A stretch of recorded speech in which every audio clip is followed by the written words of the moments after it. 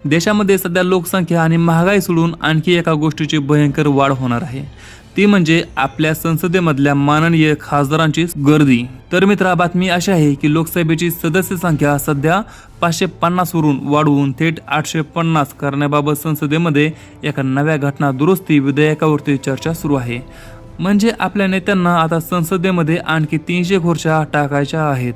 आता तुम्हीच विचार करा, सध्या जे 550 खासदार संसदेमधून बसून एकमेकांवरती कागद फिरकवतात, वेलमध्ये उतरून गोंधळ घालतात आणि माईक बंद झाला की गळे काढून ओरडतात, आता तेच काम 850 लोक मिळून करणार।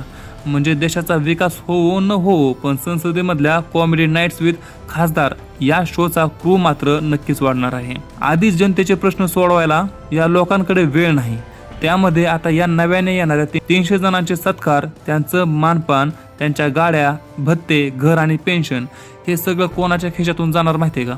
अर्थातच तुमच्या, माझ्या आणि सर्वसामान्य जनतेच्या सर्वांच्या खिशाला कात्री लावायचा करंट कार्यक्रम ह्यांनी आपल्यावरती केलेला आहे। आता तुम्हीच सांगा, देशामधल्या समस्या सोडवायला खासदार वाढवण्याची गरज आहे की त्यांची कामं करण्याची दानत पाहिजे?